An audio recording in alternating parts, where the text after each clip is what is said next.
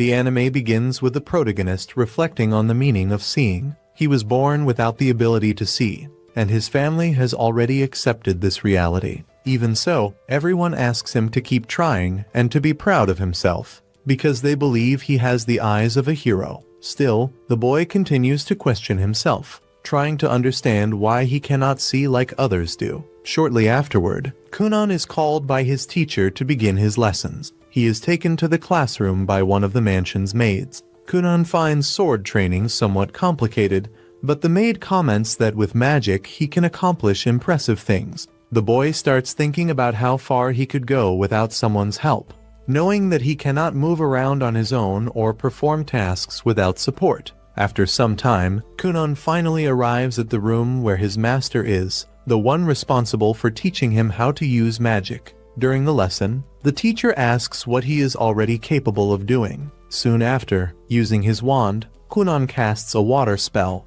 surprising the teacher by already mastering that type of magic. Curious, Kunon asks what size that water magic is. The teacher replies that it is about the size of an eyeball, but upon realizing what she said, she apologizes and promises to make it up to him. Kunon then realizes that he can see magical manifestations, which makes him extremely excited. He also begins to find it strange that he always eats without worrying about what he is consuming, finding everything very curious through touch. When he tastes lettuce, he thinks he is eating some kind of grass, until the maid explains that it is a vegetable called lettuce. Then she says that what covers the bread is butter. When he picks up another fruit, even before she says anything, Kunon recognizes that it is an apple.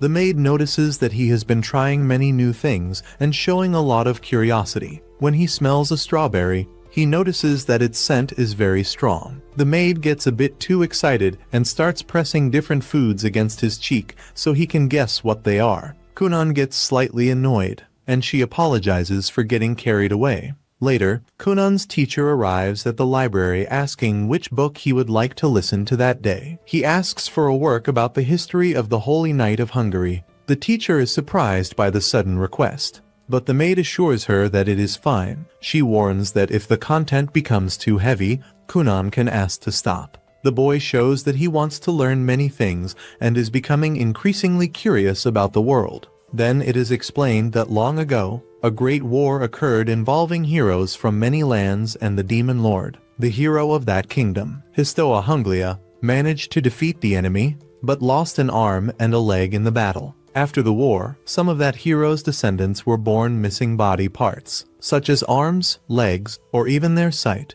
These children came to be seen as the reincarnation of the hero, bearing what are called the hero's scars. Kunon states that he is just himself and that he uses his own magic, managing to duplicate several spheres of water. To him, mastering magic means being able to see and feel the world. However, whenever he uses magic, he becomes extremely exhausted and ends up fainting. When taking him to his room, the maid asks whether all the affection she gives him is not enough. Kunon replies that it is more than enough and thanks her for always taking care of him. Even so, she comments that if love is not enough, the solution would be for them to sleep together.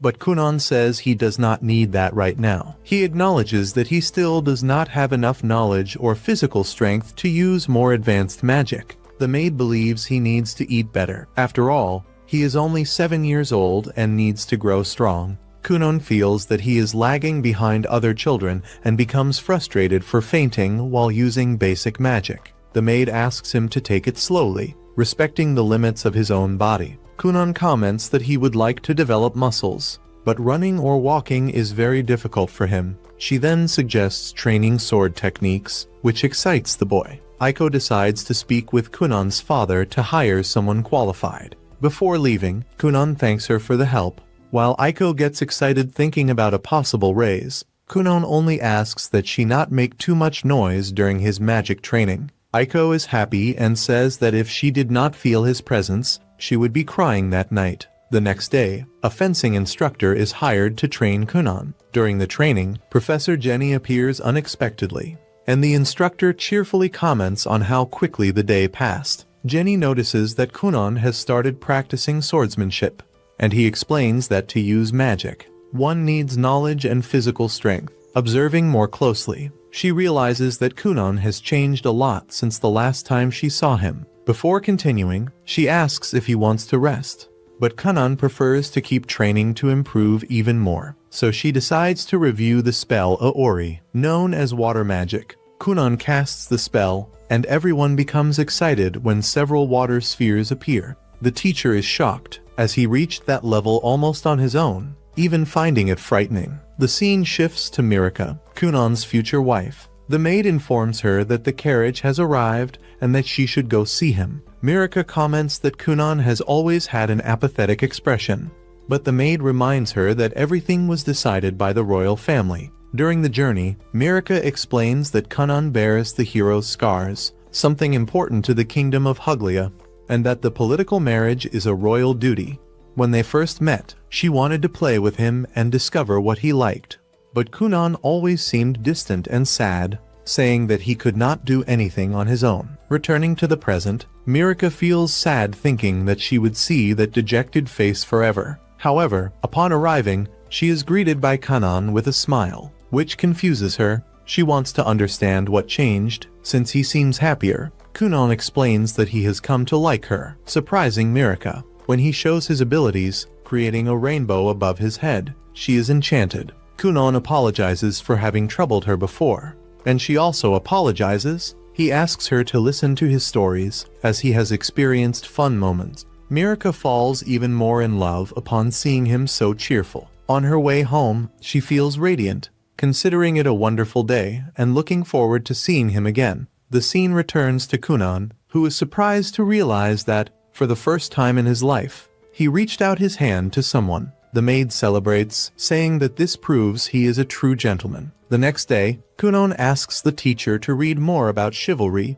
as he wishes to be worthy of Mirika. The final scene shows the teacher, aware that all of this is something impossible for her. She realizes that she can no longer maintain 7 water spheres at the same time, and soon understands that Kunon has evolved far too quickly. In a short time, there was little more she could teach him at that level, so she decides to move on to intermediate magic. Her initial plan had been to teach only basic magic to a child, something she had always wanted, since it required less effort and offered a good salary. Although useful, magic is never completely safe, and Kunon is still very young to deal with advanced techniques. Even so, the girl understands that it is too early to give up and decides to continue the job. After all, she also needs to support herself. The next day, she decides to teach Kunon how to put feelings into water. To demonstrate, she creates one icy sphere and another hot one, showing how this gives originality to the spell. To her,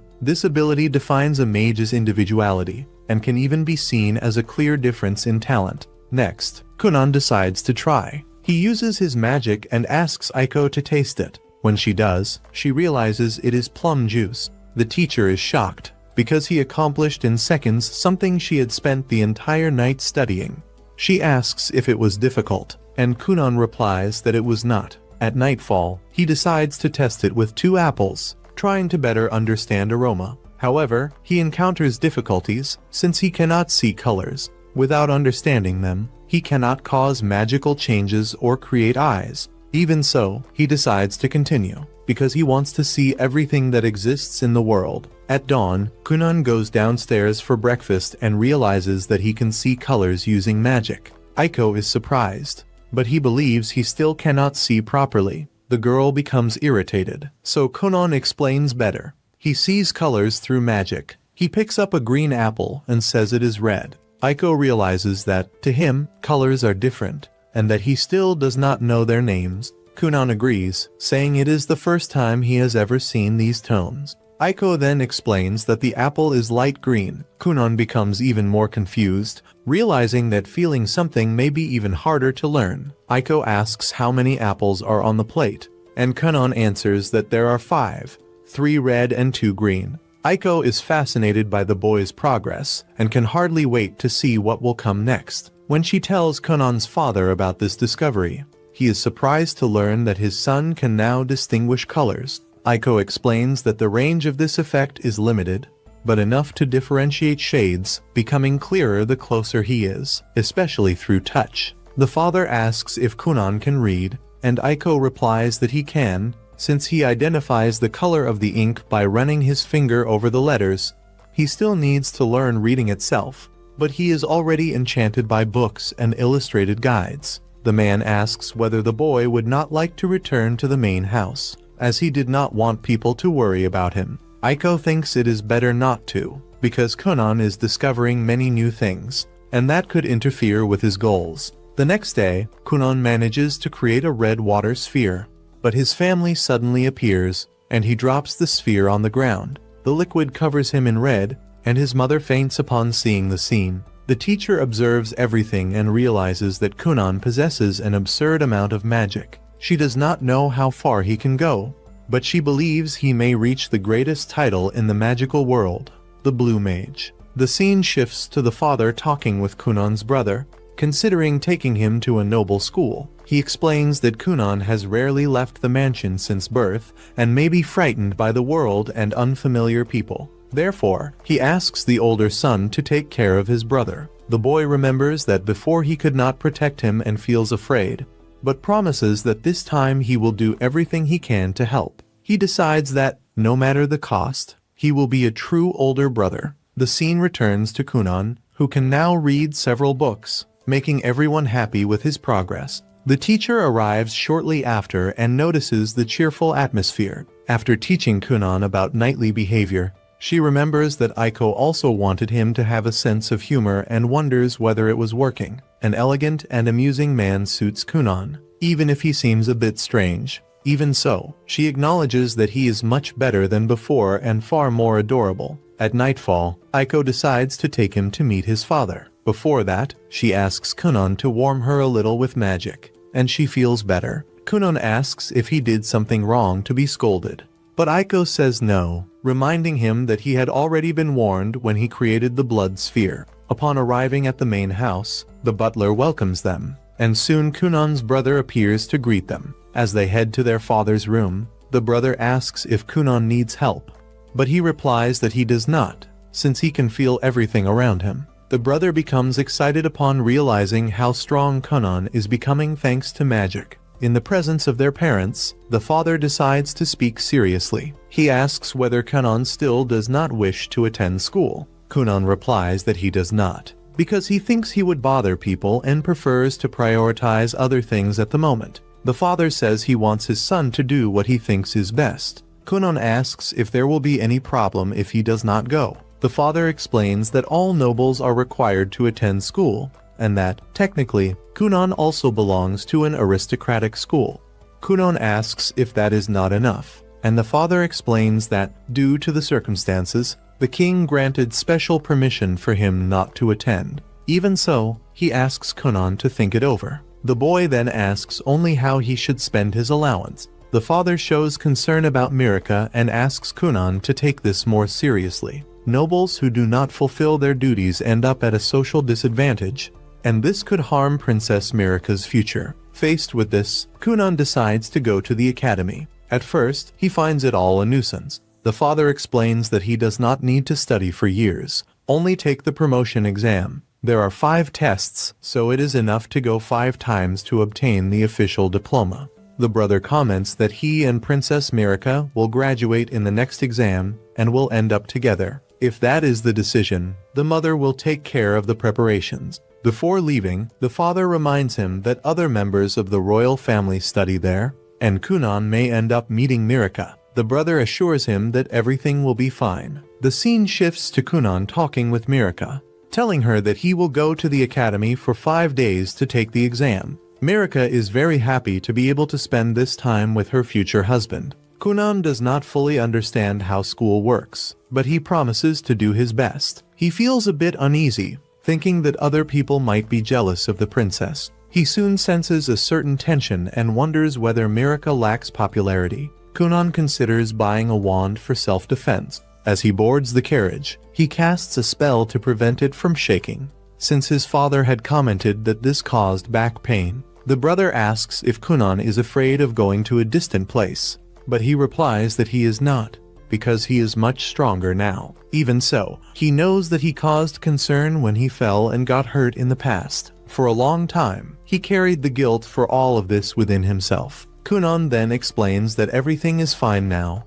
Before, he felt a constant desire to simply disappear. But that feeling is in the past. In the present, he is determined to live, no matter what happens. His brother clearly notices how much Kunon has changed. The boy states that even if all the humans in the world were to disappear, he would still intend to keep living, because he carries a strong desire to survive. Upon arriving at the academy, Kunon is welcomed by his beloved wife. Before entering completely, he lags behind a little and begins to feel the presence of many people around him, as well as hearing countless voices. He knows that if he were the Kunon of the past, he would probably have hesitated to take this step and enter the school. The scene then shifts to the teacher responsible for accompanying him. She remembers when she first met him, when he was still very young, and wonders whether she will be able to guide him properly during those 5 days. As she observes him closely, she realizes that Kunon has matured a great deal and is even walking ahead of her. Even so, she calls out to him and officially introduces herself as the school's teacher and the tutor who will be accompanying him. While they talk, some students appear, commenting among themselves about Kunon, saying that he is the only one to have received that blessing in 100 years.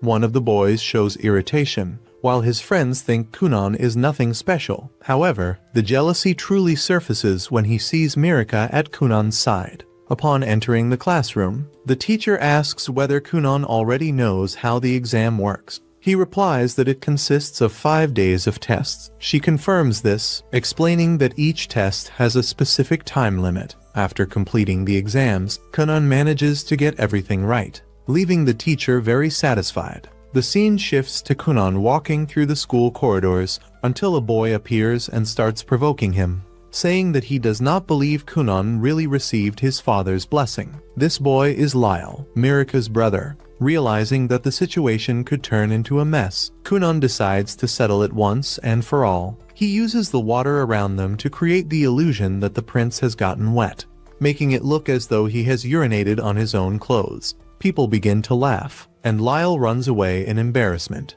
Kunon's brother panics at the scene, but Kunon is thinking of only one thing: eating a hamburger. The episode ends with Mirika's brother consumed by anger toward Kunon. And that brings the second episode to a close. If you enjoyed it, don't forget to leave a like and subscribe to the channel for more content. I'll see you next Sunday with more of this anime. Bye. However, soon we see Lael walking through the corridors, consumed by fury, as if she were planning revenge. Later, Kunon asks Mirika about what happened in the dining hall and why Prince Lael placed himself in his path, clearly showing his violent nature. Mirika replies that he came only to pressure him, reminding him that her brother is the 6th prince, while she is only the 9th princess. Because of that, her position in the royal hierarchy is lower. However, her fiancé bears the scar of the hero, being a highly prestigious mage, which quickly elevated her status. Now that Kunon has shown his true worth, he will stand above high society. Despite everything, Mirika says she is happy to be his fiancé, and Kunon comments that when he meets the king, he intends to kneel as a sign of gratitude. After that, he says that he would like to apologize to Lyle, but neither he nor Mirika allow it. Soon after, they head off to meet the teacher. They are informed that this would be Kunon's final test, in which he would need to learn how to modify the texture of water. Kunon turns the water into ice, but the shape resembles an apple. Jane then suggests that he touch different objects to reproduce their textures, something that will be seen later. At another moment, Kunon is playing horse, which Ino finds strange. At that instant, Mirika appears, and Kunon comments that he barely feels the passage of time. He says that on the last day, when he hears the teacher's voice, he feels as if the world fills with a deep sadness. Mirika responds in an exaggerated way, saying that he will not leave until sunset, which drives the sadness away in seconds. After that, the three move on together. Kunon is excited for the final exam, because all of that makes him feel as if he were in a real school. Although it is also sad to know that he will not continue there with his teacher. She says that she will be watching and wishes him good luck. It is clear that there is a great deal of trust between Kunon and the teacher, something built throughout the examinations. The teacher comments that she became an instructor to follow in the footsteps of a man she admired, with whom she studied at a school for nobles. However, that man did not pass the final exam, and she ended up alone. The other two do not fully understand how a teacher can share her life story with a student. Meanwhile, another student talks to Mirika, asking her to introduce him to Kunon. With all the posture of a knight, Kunon introduces himself as the fiancé of Princess Mirika Uglia and the younger brother of Ixia. This relieves him because he discovers that his sister and his fiancé had friends, since no one usually spoke to them. Mirika explains that if she seemed distant, it was only to spend more time with Kunon, asking her friends for a bit of understanding. Kunon thanks the princess for her consideration, but admits that he had been worried, even though he never directly asked whether they were lonely at school. He is happy to know that his sister was not alone and that the princess had friends, otherwise he would have tried to comfort them, saying that there is no problem in not having friends. This confusion leaves everyone speechless, but Mirika understands what he meant. Kunon confirms it, stating that humans can live well on their own, which sounds intriguing to everyone. Already in the classroom, Lyle is informed that the time for the exam has arrived. He orders everyone to wait for her, but his subordinates doubt that, even though he is a prince, the teacher would decide to wait. After all, it is an official examination. The bell rings, marking the beginning. The students sit in their seats.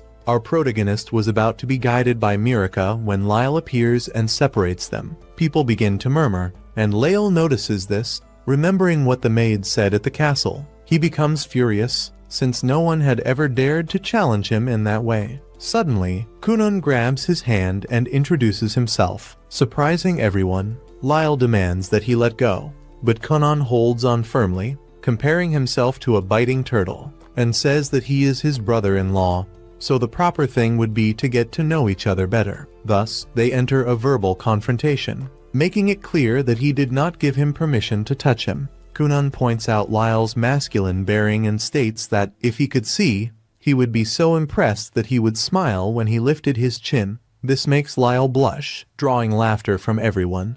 Embarrassed, the blonde asks Kunon to let go. He obeys, and the matter ends there. During the exam, the prince shows good performance, albeit a bit reflective. In the end, after the evaluation, the teacher announces that everyone has passed. With that, Kunon returns home, says goodbye to his classmates, and even to the teacher, to whom he extends his hand to his brother. Lyle watches the scene smiling and comments something with his colleagues before leaving. Back at the place, Jane asks Kunon to practice magic by creating a whirlwind. He begins by forming a sphere of water and making it spin. Next, they ask him to stop the movement and divide the sphere into 10 parts, which Kunon manages with effort. Then, they request that he change the colors to red, green, and yellow, as well as alter the texture, something he accomplishes without difficulty. Jane congratulates him, saying it was magnificent. Before stopping, Kunon asks for one more moment, explaining that he made an extra modification, adding shape and temperature to the texture. Thus, we see the water gain solid form and shoot away. Jane is startled and falls to the ground, saying that it was too much. After some time, the two appear having tea. Jane says that she wants to talk about something important. Kunon thinks it must be the graduation celebration dinner, and says that she is also invited. However, Jane says it is not about that, although graduation is a good moment to tell the truth, asking whether he is mentally prepared, because what she will say is extremely shocking. Kunon shows concern, takes a sip of tea, and before continuing, asks Aiko to leave. As he goes out, he clenches his fist, feeling that it is too much. Suddenly, Kunon imagines that Jane is a goddess of the night sky, about to depart and return to her own world. Jane likes him. This is Kunon's story, but it is not limited to just that. The truth is that, for her, there is nothing left except to continue teaching. She confesses that, for some time now, she has felt that she has nothing new left to pass on. Everything she knew about elemental magic, especially the kind that was not focused on attack, had already been taught. Now, Kunon can handle magic better than she herself can. Jane believes that she would only need to learn some kind of unprecedented magic in order to surpass him again. Hearing this, Kunon stands up and says that this is not true. He admits that he always liked her tricks, the creative ways she used to make the content understandable and interesting. Even so, when she tried to teach him using only pure magic, Jane had already realized that Kunon had noticed her desperation, which, in a way, made her feel more at ease. Kunon then says that his own magic expanded precisely thanks to her tricks. He remembers when they talked about Aori, comparing the sphere she had created, and how that opened his eyes. Jane gave Kunon a purpose in life, something that involved much more than simply casting spells. The tricks taught him about the depth of magic. Because of that, Jane asks whether he should not stop repeating these techniques. She comments that she made a great effort to invent something new, trying to deceive him, but nothing seemed to work. Kunon refuses to believe that she was really being deceptive. He asks whether she intends to leave because of the salary, saying that he can ask his father to pay more. However, Jane makes it clear that this is not it. She cannot stand receiving so much money when she feels that she no longer has anything to teach. Before, she managed to keep going, but now she can no longer continue in the same way. Standing in front of him, Jane says that Kunon should learn from a wizard better than her, someone who could still help him evolve. She admits that she managed to deceive him up to that point, but she cannot continue like this. For Kunon, even if they were tricks, the fact that she was able to think of so many for such a long time already showed incredible talent. He says that he would like her to continue being his teacher, even if she were an elegant deceiver. Kunon does not want anyone else in that role. While she was saying this, some aquatic animals began to approach, making it clear that Jane truly could no longer continue as his teacher. Kunon's magic had already gone far beyond hers. Finally, we see Jane leaving. For her, there is no doubt that Kunon is a genius and that he can reach the title of Blue Mage. Even she, being considered a genius, had to work very hard, surpassing her own limits repeatedly in order to evolve. She states that she cannot afford to lose to her student because it is still far too early for that. The days pass, and Kunon discovers that Professor Flora also resigned. She congratulates him, saying that he has already completed the entire curriculum. Kunon laments not having been able to say goodbye, but Aiko explains that Flora did not want to, because she might end up crying. Faced with this, Kunon decides to write a letter of thanks. Aiko supports the idea and even asks him to find out whether, at the mansion, there is any employee between 18 and 25 years old, well-paid, tall, and handsome. Hearing this, Kunon becomes dejected. He asks whether she might leave when he gets married. Aiko apologizes, but confirms that yes, she will. She says that now they can already live on their own without problems, so it will not be necessary. This makes Kunon even sadder, and he says that he will not be able to deal with it. He tells the story of a rabbit that died when it felt lonely. Irritated, he exclaims that he will not ask Flora for anything else. During a family dinner, Kunon says that Flora recommended that he look for a talented wizard to train him. Ino comments on rumors about the existence of a powerful royal wizard at the school, named Zio, also known as Sionli Fin Royal, famous for his appearance and for possessing an absurd amount of mana. Kunon's father reacts firmly, explaining that a royal wizard holds an official position in the castle, answers directly to the king, and cannot receive orders from anyone outside the royalty. In addition, these wizards rarely leave the castle, and access to them is extremely restricted. Even understanding the difficulty, Kunon imagines an unlikely plan to reach the castle and encounter a wizard by chance, an idea that his father immediately rejects. Kunon then turns to his mother, who ends up agreeing and asks her husband to at least present the proposal to the king. To end the discussion, the father agrees to present the situation to His Majesty. In the royal castle, an albino woman analyzes documents related to an unusual case.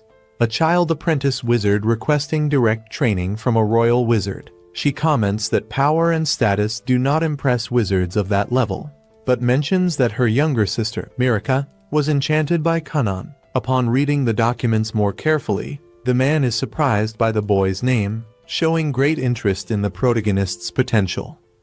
Upon returning home, the protagonist had no idea how his life was about to change. His father did not imagine it either, since it had never crossed his mind that those people would arrange a meeting so quickly. In addition, he knew that the matter of a magic instructor would also come up. The boy, for his part, found that man's power simply impressive. However, his father explains that it was not exactly that. According to him, everything indicated that the court mage had taken a personal interest in Kunon. Curious, the father asks what kind of magic his son had learned recently. Kunon then demonstrates Ori magic, creating a cat with an incredibly detailed form. The father is visibly impressed by the level of control his son displays. Even so, Kunon comments that the creature's movement seemed a bit artificial, and that, in the future, he would like to be able to reproduce even the sound of meowing. Noticing how much his father likes animals, Kunon asks why they do not keep one at home.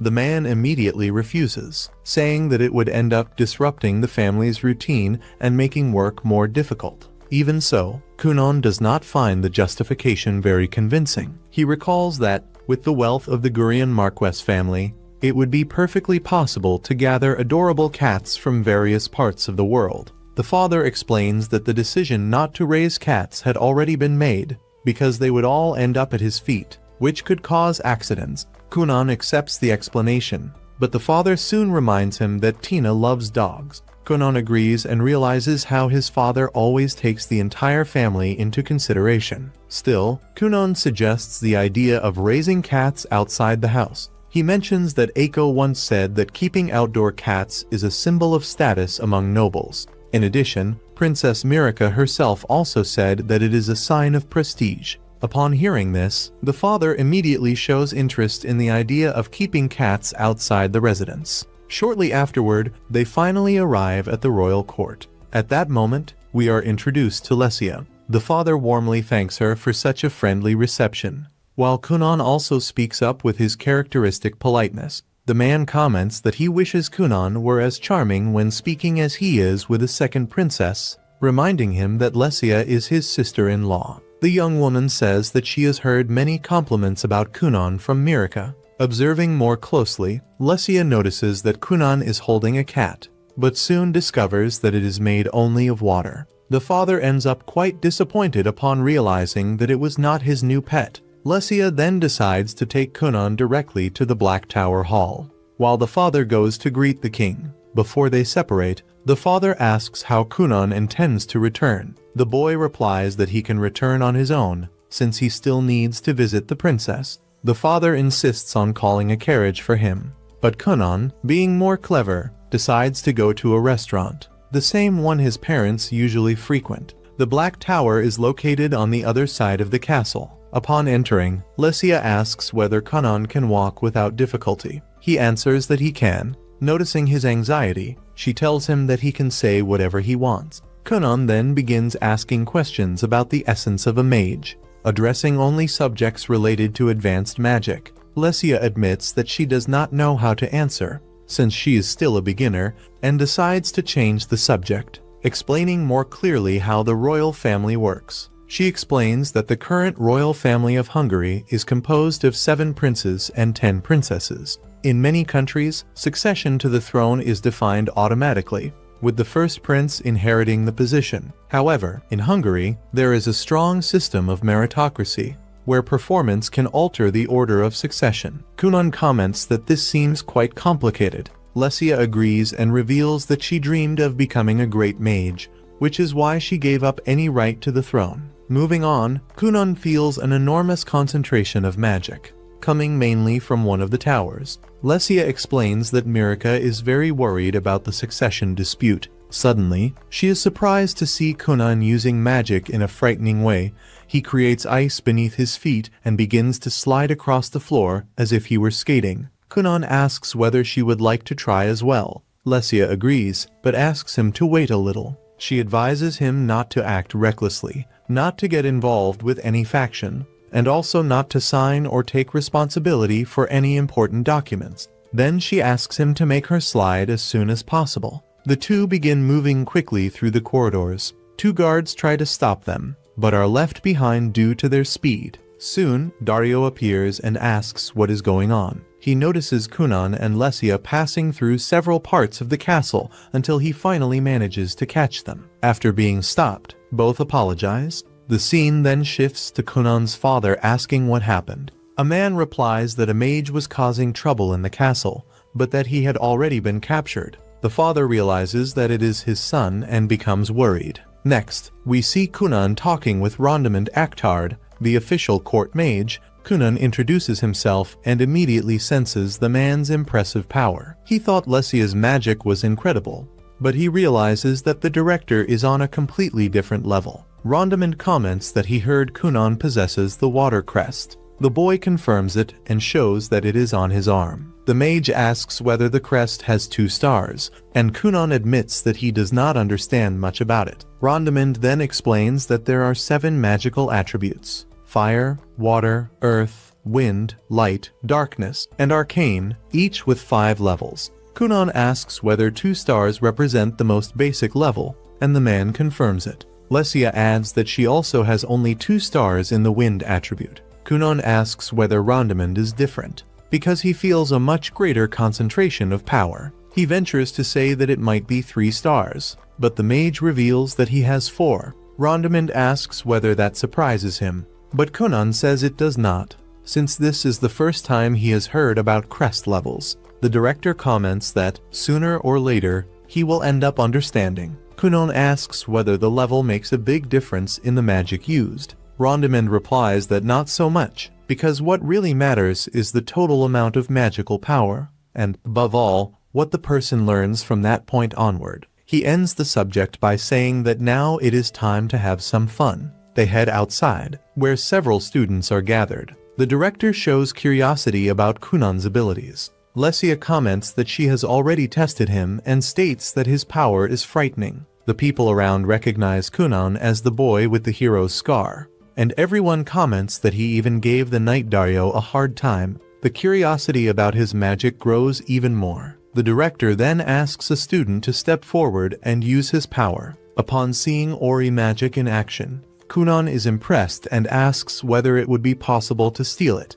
He recalls that his teacher taught him that he can use spells that are already being manipulated by someone else. Even thinking this is impossible, he tries, but realizes that the boy manages to resist quite well. Even so, everyone is shocked to see that Kunon managed to steal 2 spells. The director asks to leave the boy with him, while the others joke about the situation. Lesia comments that the student had recently been dumped by his girlfriend, but he replies that this has nothing to do with the conversation. The director notices the general interest in Kunon. The boy asks whether he passed the test, but the man says that he still wants to carry out a few more experiments. He also wants to test Kunon's magic directly. Next, Kunon creates a spell similar to a trampoline, capable of making people jump. The director is impressed, and soon everyone wants to try it. Lesia comments that it must be wonderful to sleep on something like that. Kunon says that he can create something even better, capable of launching someone much higher. The director asks him not to do that, warning that if he does, he will not allow Kunon to return home that day. Even so, he admits that he has not had fun in a long time. Kunon explains that he has an appointment that night with his fiancée. Lesia then asks whether he can create people with his magic. Kunon replies that he can, but admits that the movements are still incomplete. The boy explains that everything depends on the magic used to reproduce human movements. According to him, with more training, this would certainly be possible. Curious, they ask whether Kunon can demonstrate some movement. He confirms, and then makes the doll rise into the air. The result frightens everyone around, quickly drawing Doria's attention. Kunon ends up feeling a bit discouraged. Since that day, he had already been scolded twice in a row. Even so, the old man tells him not to worry, commenting that they could continue talking about magic even during a meal. Kunon then asks whether he was approved in the test, and the man answers that he was. He says that he had a lot of fun and states that he will take responsibility for reflecting more carefully on all of it. Kunon is extremely happy to know that he passed the magic evaluation. The director then asks whether he has any goal for the next few years. Kunon replies that he would like to be able to create an eyeball using magic. The answer leaves everyone impressed, reinforcing the idea that he is very different from most people. After that, Kunon goes to talk to his father, who is visibly irritated and wants to know exactly what his son has been doing. Lesia intervenes, saying that none of what happened was the boy's fault. Even so, the father explains that a mage needs to take full responsibility for his actions. He cannot act without thinking, because magic, when poorly used, can injure someone or even cause deaths. Kunon agrees, apologizes, and says that he is sorry for what happened. When they return home, the father is impressed to realize that Kunon stayed in the tower until so late and concludes that his son must truly be very powerful. He also notices that everyone seemed to like the boy quite a lot. Lesia then reminds Kunon that he needs to meet his fiancée for dinner. Kunon realizes that it is already night and that he needs to hurry, but remembers that he is all sweaty and still has not taken a bath. Lesia suggests an idea so that he can reach the girl. Kunon then creates a sphere of water and uses wind magic to make it fly. Kunon believes that this might not be a good idea, because the girl might have a fiancé, and if he saw that, he could interpret everything the wrong way. Lesia insists that he do it quickly and reminds him that she does not have a fiancé at all. The two end up flying at an impressive speed and land in a very dangerous way. Lesia apologizes, saying that she should have gone more slowly. Kunon comments that, even so, they could take advantage of it to do more experiments. Before they can continue, Dario appears at the location and scolds Lesia, reminding her that she is part of the royal family and should not get involved in such dangerous situations. And thus, the 4th episode comes to an end. I hope everyone enjoyed it. Leave a like, subscribe to the channel to follow more videos like this, and see you next week. The scene cuts to Mirika, who spends all her time looking from side to side, clearly worried, waiting to see whether Kunon would appear at the place. Her maid notices that this is the girl's first date and considers it natural for her to be so nervous. Suddenly, news arrives that Kunon has finally shown up. When she sees him, Mirika hears words she has never heard in her entire life, making her heart beat even faster. Kunon asks to hold her hand, saying that this way they could both enjoy the date better. After walking for some time, they finally arrive at the restaurant. Throughout the entire walk, Kunon does not stop praising Mirika. The maid soon realizes that Kunon has a charming manner and understands why he managed to captivate Mirika so quickly. The girl asks whether he went to the Black Tower. Kunon answers that he did, accompanied by Lesia, Mirika's sister. In addition, he also passed the test. There was still no information about who his magic instructor would be, but Kunon says he is certain that the matter will receive proper attention, just like the color and perfect shape of Mirika's nails. The maid notices that Mirika is quieter than usual, but Kunon keeps talking, telling interesting stories and, with every sentence, praising the girl even more. This starts to irritate the maid, although, with time, she realizes that Mirika is truly enjoying herself. After dinner, Kunon says that that was the most he could do at the moment. However, when he married Mirika, they could live moments like that every day. Walking together through life, he confesses that he can no longer imagine his future without her. The maid is completely shocked, but also very happy to hear those words. When they arrive home, Mirika remains enchanted by everything Kunon said, and the maid only asks her to go to sleep. The scene then cuts to Kunon at his house, having breakfast. Suddenly, his maid calls him and asks him to produce foam to wash the clothes so that no dirt remains.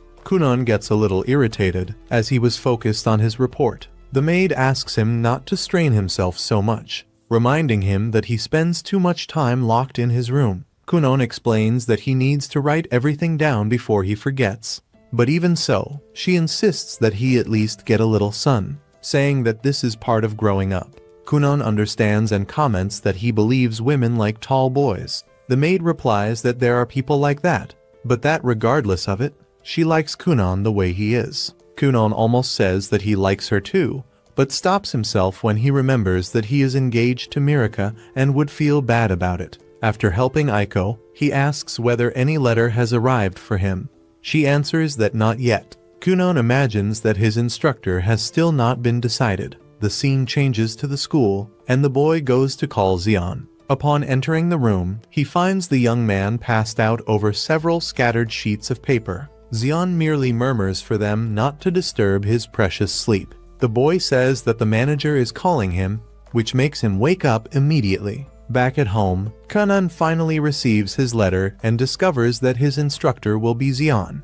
the same person his brother and sister had spoken about. Aiko also knows him and shows excitement, saying that there is no woman who does not know who he is. She comments that she needs a new maid uniform to receive him. Kunon asks whether she plans to dress up for another man, but Aiko asks him not to say such things and states that she needs to look even prettier for the meeting. The scene cuts to Mirika's house, where she is talking with Lesia. The two are confused, because a court mage needs authorization from the royal family to go out. Lesia does not understand why they chose that man specifically, since she would like to teach Kunon herself. Suddenly, the sisters Avril and Ledalia appear and start teasing Mirika, saying that her fiancé has an impressive recommendation. Unlike her, Lesia defends her sister, stating that Kunon is a great mage and that it is none of their business. She tells them to get out of their way, and the girls eventually leave, still provoking them, while Lesia tells them not to get so full of themselves. Soon after, the scene shows Xion's arrival at Kunon's house. He praises Mirika the entire time and asks whether she changed her perfume, but she replies that she does not use perfume in the morning, because they say it is not good. Xion realizes that Kunon will be his apprentice, but does not understand what people see as so special about that boy. When Xion steps down from the carriage, Aiko is enchanted. Kunon, on the other hand, feels the man's magical power from a distance and realizes that he is the strongest he has ever encountered. Mirika asks why Kunon is so quiet, and he decides that Xion will be his example and mentor. They introduce themselves, and Xion immediately says that he hates brats like Kunon. In addition, he states that he has not officially accepted being his instructor yet, and that he only came there because he was forced to. At that moment, Dario appears, and Kunon apologizes for what he did 3 days earlier. Mirika asks how they know each other,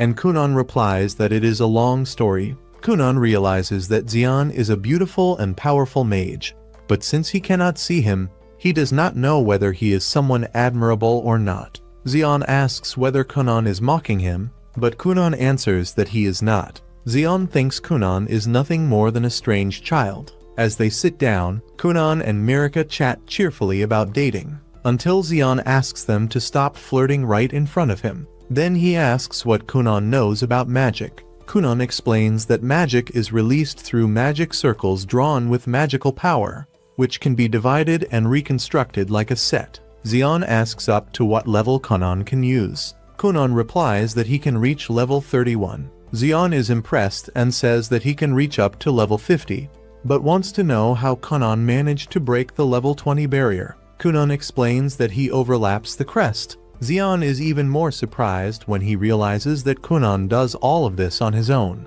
even though he has used some tricks as assistants. Xion remembers that Lesia also wanted to be Kunon's instructor and comments about it. Lesia explains that when Kunon appeared on that occasion, Xion did not even show up because of laziness. Xion clarifies that it was not by his own will, but because he was forced by the academy director. Returning to the present, Xion finally understands why so many people want to be Kunon's instructor. He acknowledges that the boy is extremely talented. He then stands up and asks Kunon to show everything he can do. Before that, Kunon asks how to reach the 50 levels. Xion replies that he will not teach that now, as it would be a waste of time. If Kunon proves his worth, he can ask for it directly. Xion states that, in order to teach him, he expects to be constantly flattered. Mirika believes that her beloved would never do something like that.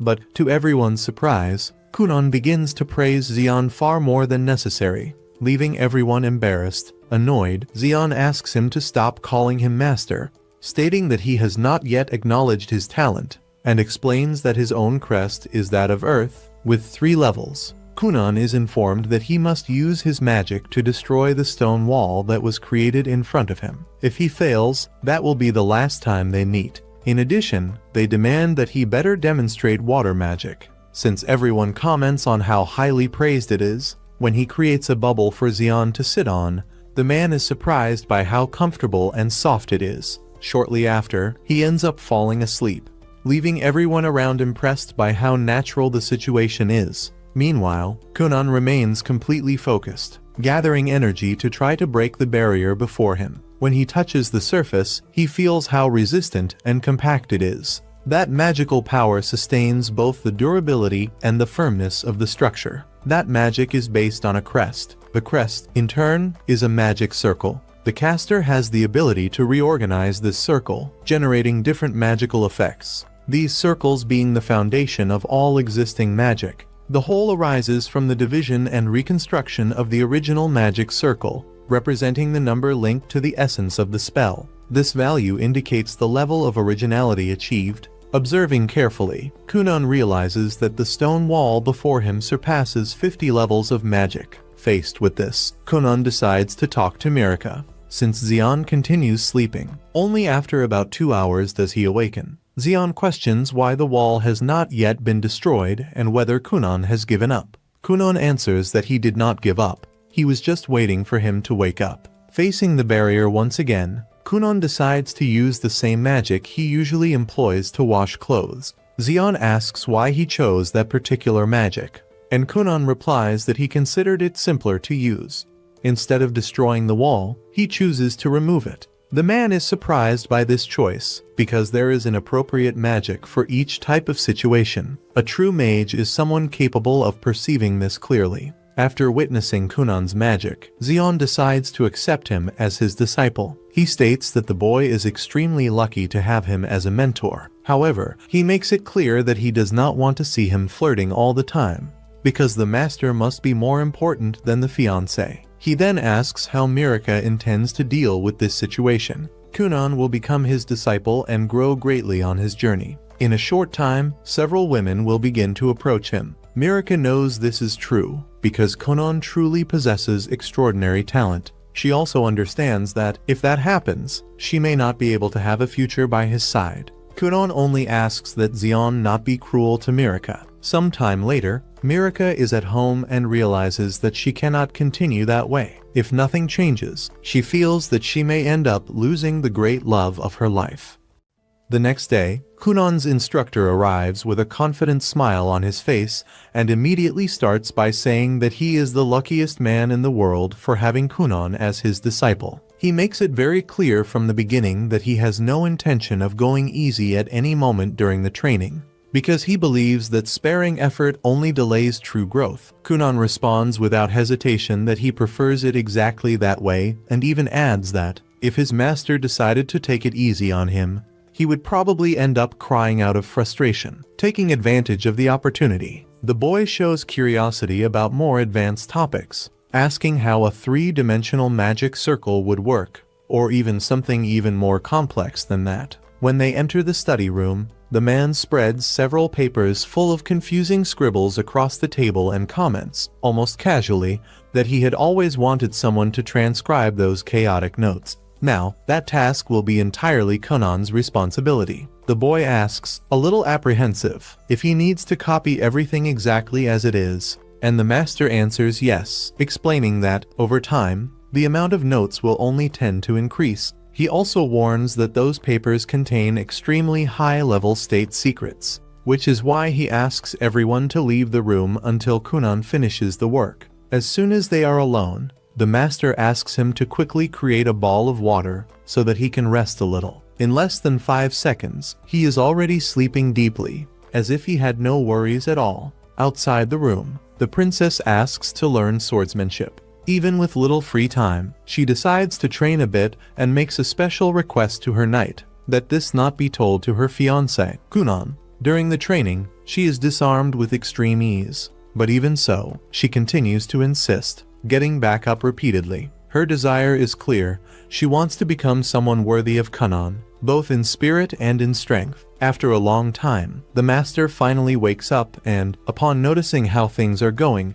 complains that Kunon is far too slow. Right after that, however, he apologizes, admitting that he had been sleeping since he arrived and had not helped with absolutely anything. He also criticizes his own handwriting, saying that it is the ugliest thing Kunon has ever seen, looking as if it were written with a foot. Then, he decides to explain something truly important to the boy. He says that reading and understanding are completely different things. Reading offers only information, something superficial, what a person interprets with the mind and records with their own hand, on the other hand, is absorbed by the body and turns into knowledge, and knowledge, according to him, is far superior to simple information, because knowledge, over time, transforms into real power. As night falls, the master says goodbye and demands that everything be ready by the next meeting. Kunon remembers that there were several notes with strange figures and asks if that represented some kind of technique. The master replies that it would be better for Kunon to go see him the next day,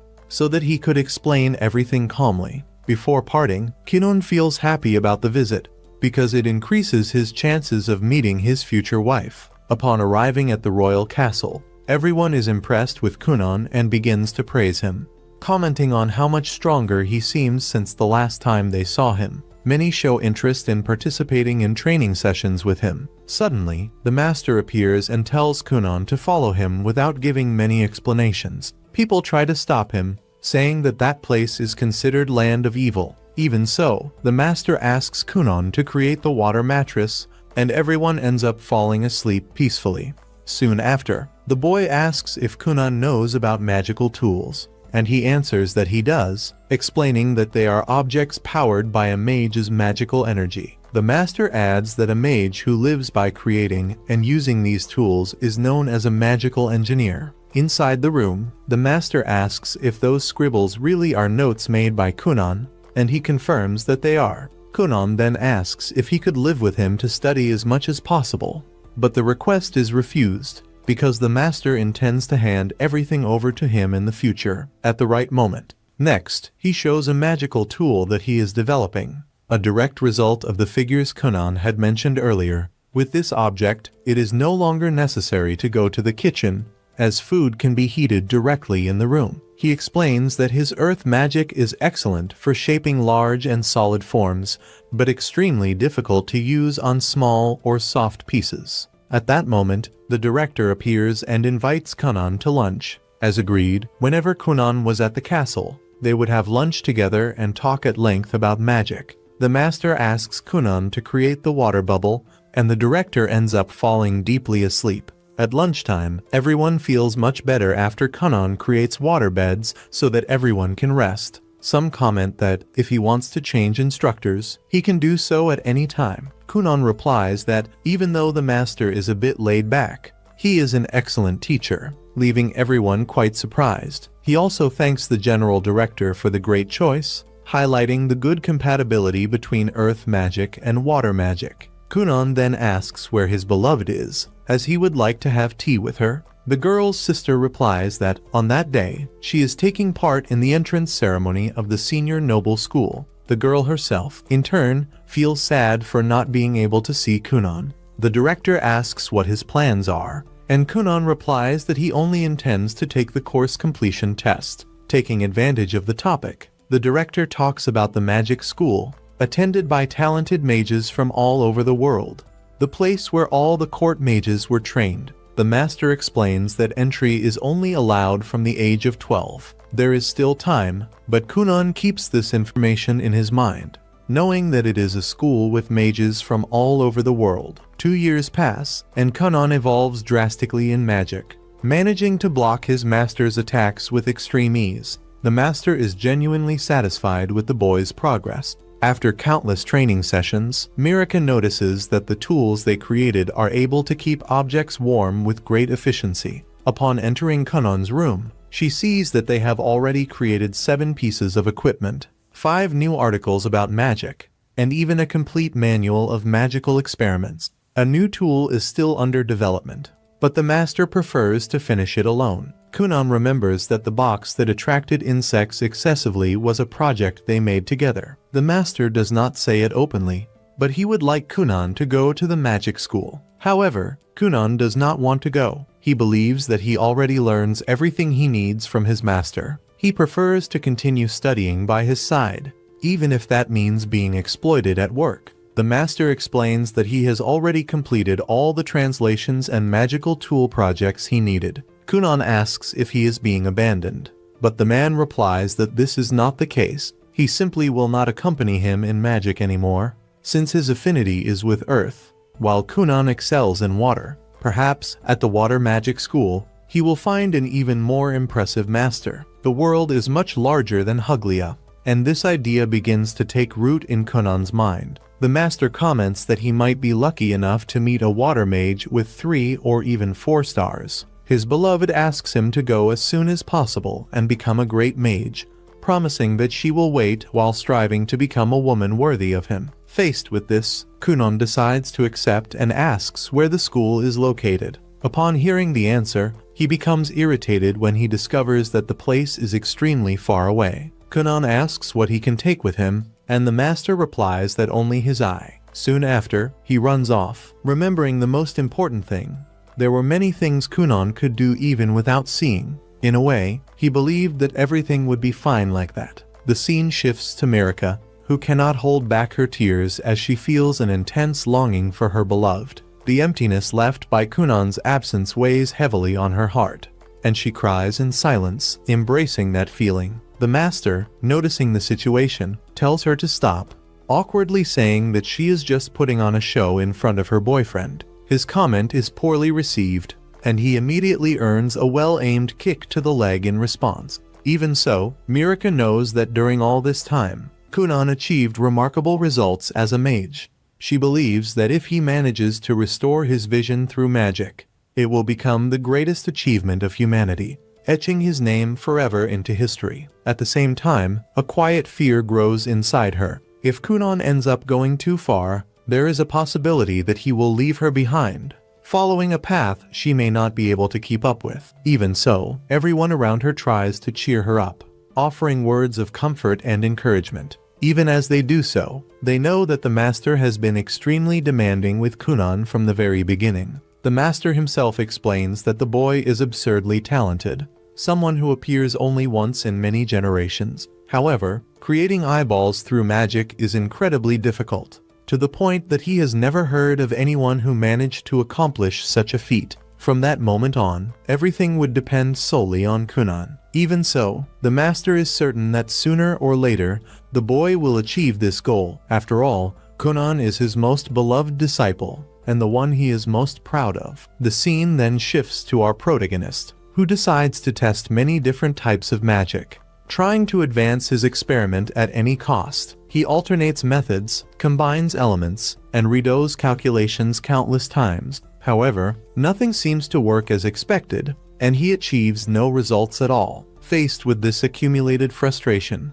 he decides to call his brother to go to the sauna together. He asks him to also call their father, remembering that he loves the sauna created by Kunon. While doing so, he thinks that he should not wake their mother, but soon realizes that she also enjoys that place very much. In the end, the whole family ends up gathering, enjoying that simple yet comforting moment together. During the conversation, Kunon's brother comments that the experiment he is working on must be really complicated. Kunon agrees, as he knows that this is, without a doubt, the greatest challenge he has faced so far in his life. Even so, everyone tries to encourage him, saying that he will certainly find a solution for his eyes. The words of support warm his heart. Kunon deeply wishes to be able to see the faces of the people he loves and to observe the same landscape everyone else sees, without having to merely imagine it. After a long time of dedication, study, and tireless attempts, he finally manages to create functional eyeballs. The moment he realizes that he can see everything around him, the colors, the shapes, and the faces, he is completely overwhelmed by emotion. His eyes fill with tears, and he begins to cry with joy, unable to contain the feeling. However, just when he least expects it, something strange silently appears behind him, interrupting the moment and ending the episode in a sudden and mysterious way. If you enjoyed it, leave a like and subscribe to the channel to follow more content. See you next week. Bye. The scene returns to Kunon, who, overcome by a mixture of anticipation and nervousness, decides to try to execute one more spell. In his deepest thoughts, he had always believed that, on the day he could finally see, the first person he would want to look at would be himself. Not out of curiosity, but out of necessity. Throughout his life, Kunon had never managed to like himself. He had always felt that he was not capable of doing anything on his own, that he needed to be guided at every step, and that, even so, everything ended up going wrong. He constantly depended on the understanding and patience of the people around him. something that made him feel even more fragile. The face he hated the most was his own. It was that face that was always tripping, getting hurt, causing unnecessary worry and forcing others to take care of him. When he finally looks into the mirror, Kunon is surprised by himself, mainly because he finds himself completely ordinary. There was nothing special there. He had no beard, he had no striking marks, and, above all, he was still just a child. Observing that face he had always hated without ever truly knowing it, he imagined that he would come to hate it even more now that he could see it. Perhaps he would feel disgust, or, who knows, there might be a chance to feel something different, maybe even happiness. In the end, Kunon realizes that it was simply Kunon, nothing more, nothing less. As he watched himself, he could not stop wondering if one day he would be able to truly love himself. Suddenly, when looking over his shoulder, Kunon feels a shiver and wonders what that creature behind him might be. His heart races for a moment. He did not believe it was Aiko, because the presence appears unexpectedly right at the boy's back. To his surprise, the familiar voice can be heard, asking if it had been called. When he tries to touch the creature that seemed to be stuck to him, Kunon realizes that he cannot touch absolutely anything, as if it were only a formless shadow. In the next instant, it appears right in front of him, and Kunon is overcome by intense happiness upon realizing that he can now clearly see the people around him. More than that, he realizes that he can see Aiko, and, without thinking too much, he concludes that she is very beautiful. Aiko is visibly pleased to hear that and happily thanks him, glad that he can finally see. Excited by the novelty, she decides to tell everyone that Kunon has regained his sight and decides to prepare a special dinner to celebrate such an important achievement. Kunon, still observing every detail, asks if she has a horn on her head. Aiko replies that she does not, but comments, in a playful tone, that maybe it appears when she gets irritated. Kunon laughs and says that he feels very happy to be able to see her beautiful face and also the horn, which he considers curious and even attractive. When he goes outside the house, Kunon begins to see the world in a strangely somber way. With tones he had never imagined, he wonders if that really is what the real world looks like. Even so, he finds everything extremely interesting, exactly as he had always imagined in his mind. Kunon asks if Aiko can see something behind him, but she answers with a laugh, asking if that would be the beginning of a horror story. She says that, if it were, she would like to hear it until the end. Irritated by the joke, Kunon asks her to be quiet, although he cannot hide a slight smile. As he walks through the house, he feels deeply satisfied, realizing that the experiment was a complete success. Kunon is happy to be able to see, but he finds it strange that there is always a creature at his back, following his every movement. When he tells everyone the news, the people are extremely happy and hug the boy, celebrating together with him. However, when observing his family more closely, Kunon begins to see strange things.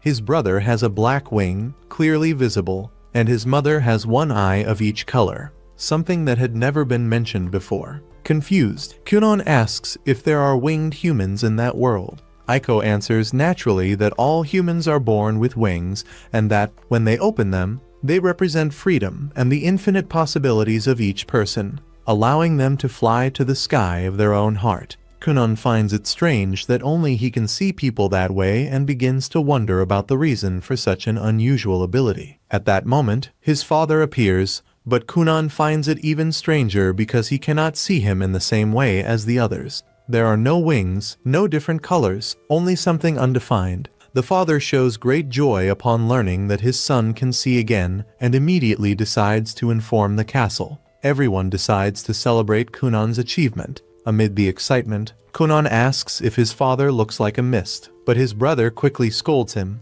telling him never to say something like that near him, because it would make him cry. Feeling that something is not right, Kunon decides that he needs to talk to his mentor as soon as possible. The scene shifts to the master when a white-haired boy enters the room to deliver important news. He explains that the king has granted permission for the master to depart and asks him to go to the location as soon as possible. Good news has arrived, and the man immediately realizes that they involve Kunon. The scene returns to Kunon, who sees his beloved standing right in front of him. He avoids opening his eyes for a moment, fearing that he might see her in a strange or disturbing way. However, she asks him to evaluate her beauty without delay. When he opens his eyes, Kunon sees a beautiful girl with blonde hair like the light of the morning and blue eyes like the calm sea. Even so, he notices something unusual, a feather on her head. She asks, a little insecure, if that is not his type. Kunon replies that it is not that and states, sincerely, that she is even more beautiful than a bird that sings at dawn. Suddenly, the master appears before them, but Kunon cannot see him clearly, because he shines intensely, as if he were made of light. The man explains that he has always been that way, and that he will always continue to be radiant. Kunon asks to speak with him alone. The scene changes to the master laughing loudly, but Kunon asks him to stop laughing, saying that none of that makes sense, especially because he is carrying a huge crab on his back. Kunon comments that he finds it strange to imagine that, when he marries the princess and they go to live together, he will be carrying a crab while she will have a feather on her head. The master also finds this curious, but shows himself to be even more intrigued by the peculiar way Kunon sees the world. The master then explains that there are two possibilities. The first is the ability to see the form of the soul. The second is a primitive condition caused by magical intoxication. He explains that there are many magical pools scattered throughout the world and that he has already been in some of them, feeling as if he were drunk. In that state, while his consciousness weakened, he managed to see something that had no material form. Even so, he cannot say which of the options is the correct one. Kunon asks whether his creation can be considered a failure, but the master replies that this is impossible, since it is the masterpiece of his disciple. He states that there is no right way to see the world and that each creature perceives reality in a different way. Perhaps what Kunon is seeing has a deep meaning. If that is too heavy, he can keep it to himself. Otherwise, he should continue observing until they understand it better. The master asks Kunon to keep all of this a secret. Kunon agrees and feels relieved after talking with his mentor. The scene cuts to Mirika, who shows impatience with Kunon's delay. Aiko asks her to be calm, explaining that he must be full of doubts after starting to see. Mirika agrees and asks what kind of gift she should give him. Aiko replies that anything will be enough. Soon after, Kunon and the master appear, and the man begins to laugh as he remembers the feather on the girl's head. She asks the reason, but Kunon tells her not to worry. The final scene shows everyone gathered around the table, exchanging gifts and chatting cheerfully. When they comment that the school is far away, everyone becomes sad at the thought that they will not be able to see him often. After dinner, Mirika asks if Kunon is ready for the journey. He answers that he is, saying that he will take only the essentials. Mirika apologizes for not being able to go with him, and Kunon asks her to stay calm, since everyone has their own commitments. Mirika hands the boy his birthday present with slightly trembling hands, trying to hide the emotion of the moment. When he carefully opens the wrapping and realizes that it is a bracelet, Kunon becomes immediately very happy and visibly moved by the gesture. He holds the gift for a few seconds longer than necessary, as if he wanted to engrave that feeling into his memory. Mirika explains, in a soft voice, that if anything bad happens to him at school, he just needs to look at the bracelet and remember that everything will be fine. For her, it was not just an accessory, but a small amulet filled with feelings and hope. The two then make a sincere promise that they will exchange letters frequently, no matter how busy they become or how much time passes. Kunon reinforces that he will make sure to write whenever he can. In addition, he asks Mirika to wait for him,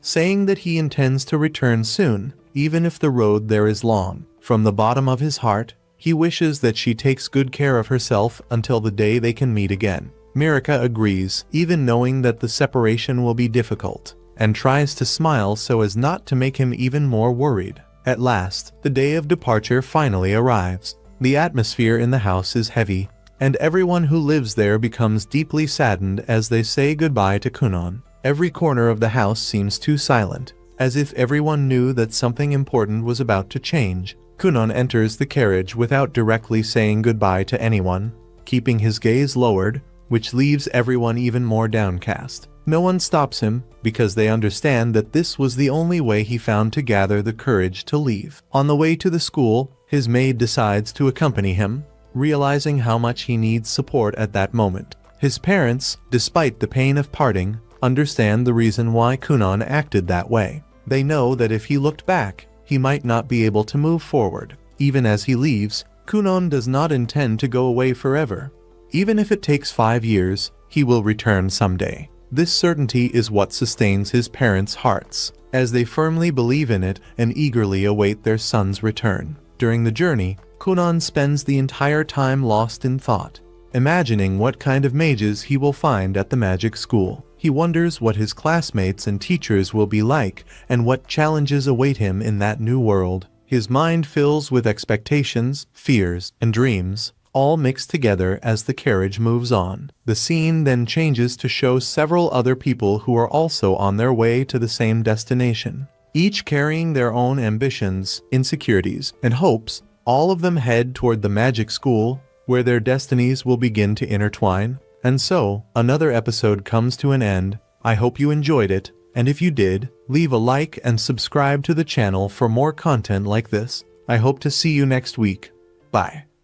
During the journey, Aiko comments that 5 days have already passed since they departed and asks Kunon how much longer it will take to reach Darashi. He explains that they are still within the kingdom of Juglia and that the complete trip should take about a month, although they are almost reaching his grandfather's mansion. Hearing this, they ask Aiko whether she truly intends to say goodbye there. She confirms that she does, that it will be their point of separation. Kunon then remarks that she is no longer so young and perhaps should think about getting married, or she might end up alone. In response, Aiko asks whether he believes he could live without her. In a light tone, she even teases him. Would he abandon Princess Mariko to marry someone else? Kunon is left speechless and changes the subject, saying that he can already see the mansion in the distance. Upon arriving, Kunon uses his special eye. It has been 4 years since he last visited the main house. They ask the reason for the visit, and he replies that he heard about the enormous library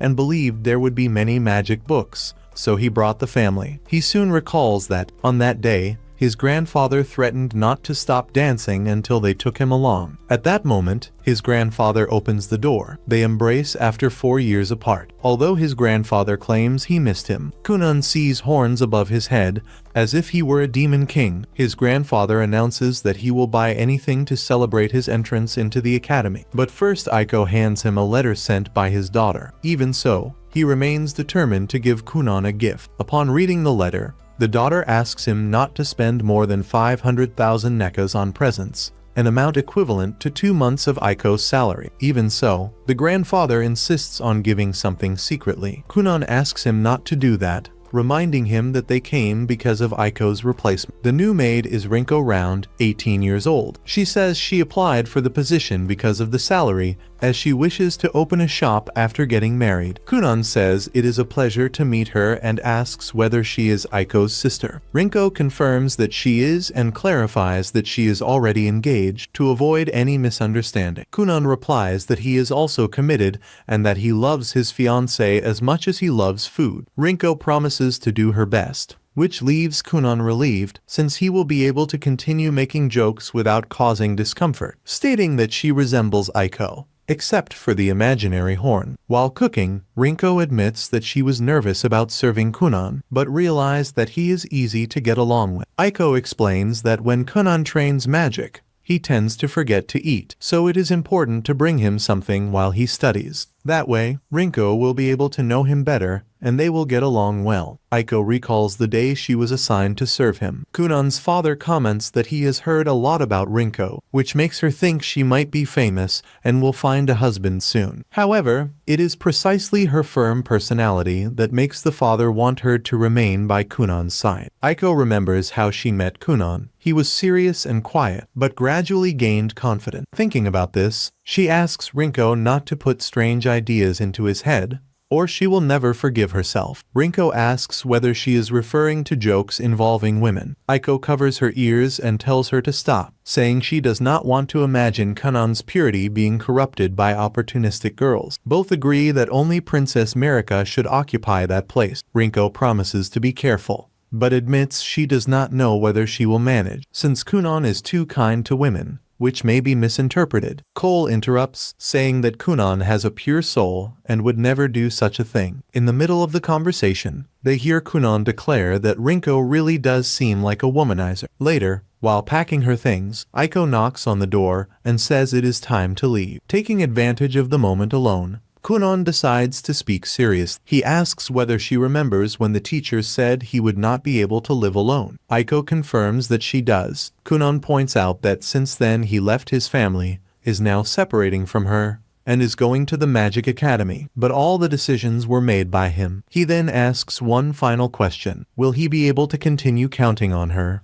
even if they remain separated for years? Aiko responds sincerely that even if she gets married and has children, she will continue working to support the families and will always stand by him. The conversation ends with an embrace. Kunon rides in the carriage beside Rinko. His grandfather asks him to stay a little longer, but he ignores it and orders them to depart. Rinko asks whether he is certain. Kunon says yes, because if he remained there, he would hesitate. He takes the opportunity to ask whether it is not a problem for her fiancé to wait several years. Rinko replies that it is not, since the goal is to save money so they can open the business together. Curious, Kunon asks what kind of shop they intend to open. She says she once thought about something like making people disappear, but decided on food instead, since the only difference is that people disappear because they are eaten. Thus begins a new phase in the protagonist's life, leaving the past behind and heading toward new encounters. Upon arriving in the city, they walk around impressed by the number of magic shops. A book in a shop window catches Kunon's attention. When they enter, they discover that all the items there are magic books. Although the mansion had many volumes, few were magical, and he could barely read them. The problem is that the book costs 5 million. Rinko is shocked, but understands that they are unique pieces. The owner appears and asks whether Kunon is a mage. When he confirms, she asks him to demonstrate his magic. Kunon creates a small water cat and asks whether she is also a sorceress. The owner replies that she is not, but she loves magic and encourages him to strive hard in Daishik, because the saint of the Holy Kingdom will arrive that year. In the previous year, an unknown prince participated, as well as the lightning from a new kingdom. Kunon finds that interesting. The young woman offers him a book by Shanli at a special price, but he refuses since Rinko is still trying to understand the value. Once outside, she asks why he did not buy the book. Kunon replies that he already knows its contents. After all, perhaps it was Sean himself who wrote it. After that, the two proceed to another shop. The seller watches curiously as Kunon continues running his hand over the fabric of Rinko's clothes, as if analyzing every detail. In that concentrated state, he finally decides what he wants to buy. He explains to the merchant that he can memorize the texture merely by touch and asks from which animal that material comes. The woman replies that it is the skin of a dark fox, a very rare species. Immediately afterward, Kunon recreates the fox before her eyes. The saleswoman is impressed and asks if he can reproduce anything, as long as he knows its texture. Kunon replies that he can, but only in appearance and in external form. He comments, far too bluntly,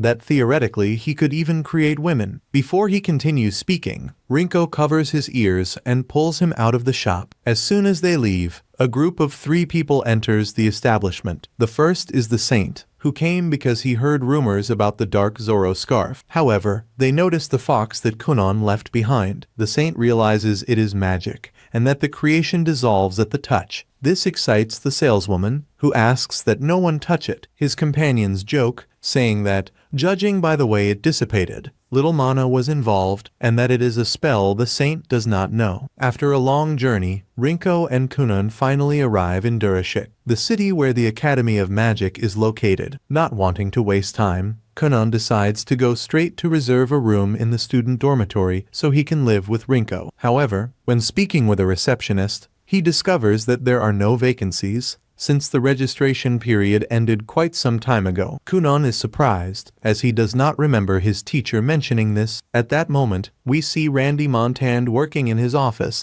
until someone breaks in through the window and states, seriously, that they need to discuss something important about his student. Returning to Kunon and Rinko, The two leave the academy somewhat discouraged. They consider staying in a hotel or even renting a house to live on their own. Rinko interprets this as a marriage proposal, but she is interrupted when the receptionist hands them a list of real estate agencies. Their excitement returns immediately. The next day, they stand in front of the house they rented. In another scene, two professors enter a dark room and receive the list of new students for a subject whose instructor has not yet been revealed. As they examine the names, one of them points out Kunon, disciple of Saiyan Li. Back with the protagonists, they return to the academy to take the entrance exam. The receptionist informs them that maids are not allowed inside. Rinko attempts to bribe her, but the attempt fails and she ends up staying behind. As he walks down the corridor, Kunon thanks her for the earlier assistance. The receptionist then introduces herself as Luval. Upon hearing her name, as usual, Kunon begins to compliment her, which makes Luval realize that it is not only the maid who is peculiar. In another panel, we see a group of students approaching, drawn by Kunon's unusual appearance. He, in turn, is excited,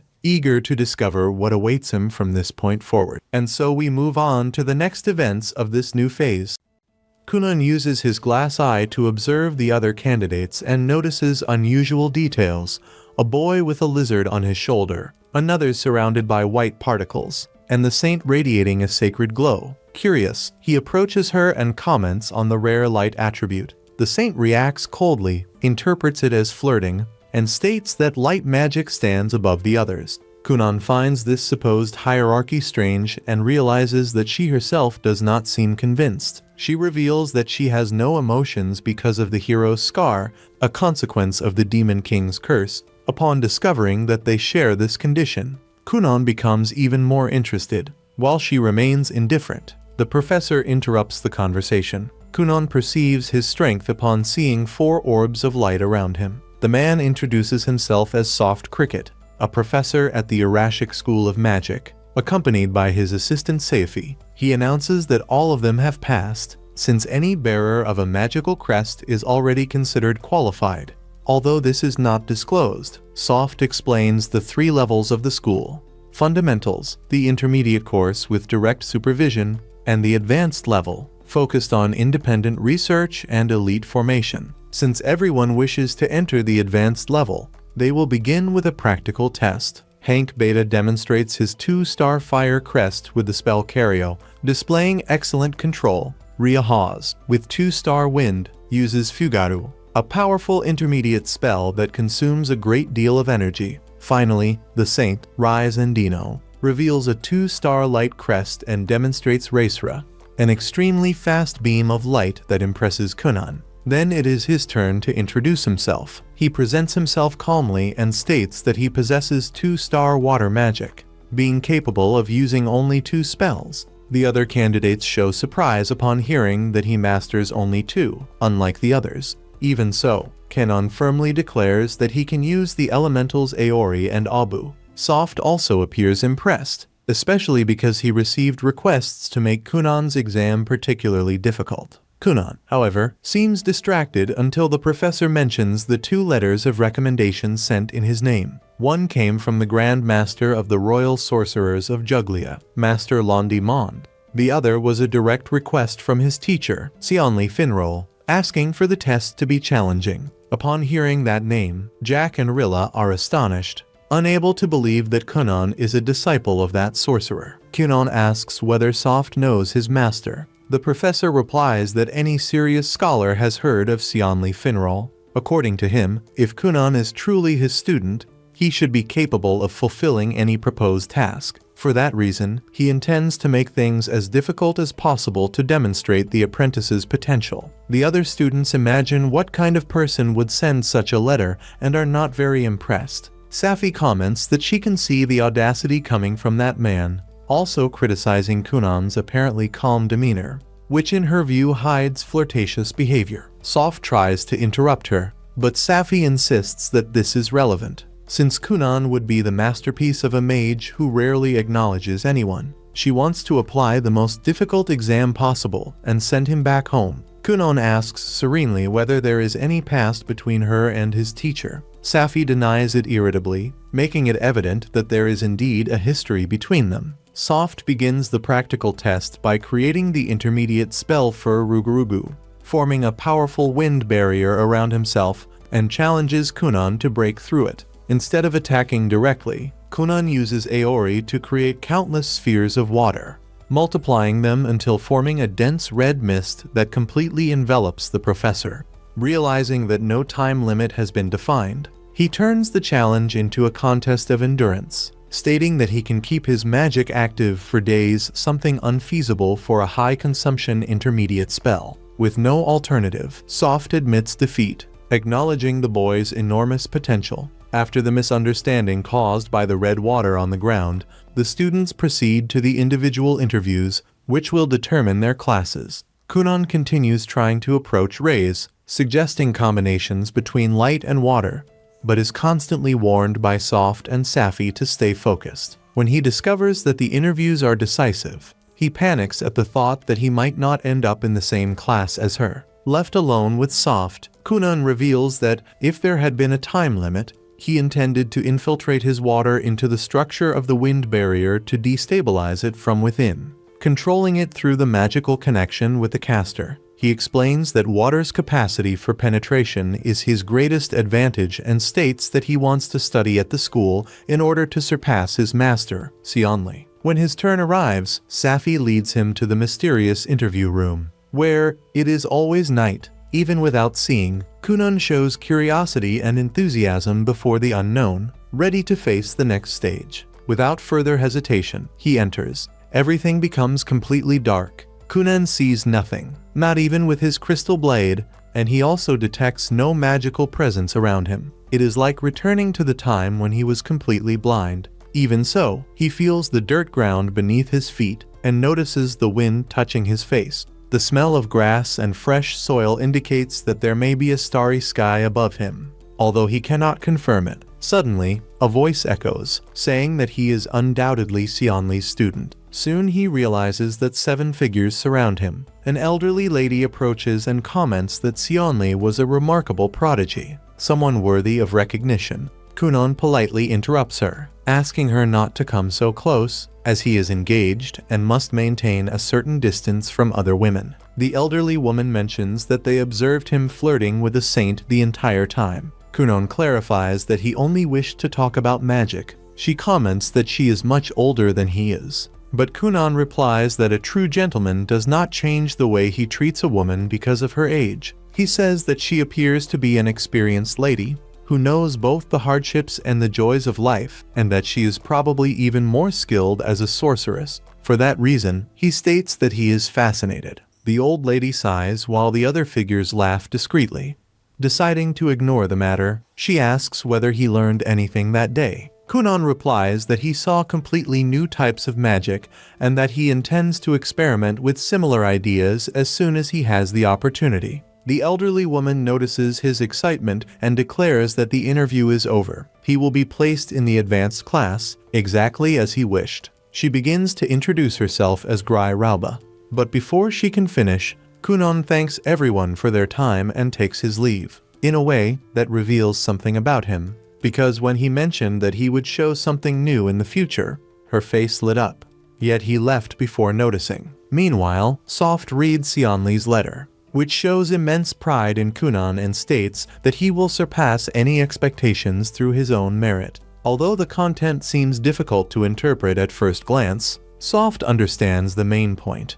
The master fully trusts the student's talent. After witnessing the practical test, Soft also comes to believe that Kunon can become a great sorcerer, perhaps even reach the legendary level mentioned in the letter. Grai Rauba likewise acknowledges that he went beyond the obvious, using an unprecedented application of magic and reminding everyone how surprising magic can be. A few days later, the scene shifts to the arrival of a letter sent by Rinko. The news is encouraging. Kunon's grades were extremely high, so high that he was accepted directly into the special class of the magic school, the most advanced and demanding class in the institution. He would not need to go through the second division like most students. He comments casually that he may have overdone it a little in the practical exam. During the demonstration, his spell ended up dyeing the entire courtyard red, creating a scene far too striking to be ignored. Even so, since the result was admission into the best class, he considers that everything turned out well. But the incident does not go unnoticed. The episode quickly becomes a topic of conversation in the corridors. Some students begin labeling him as troublesome, someone who attracts chaos. The administration is also not pleased with the commotion caused so soon after enrollment. As a disciplinary measure, they apply a punishment, 1 month without allowance. Kunon receives the news with surprise,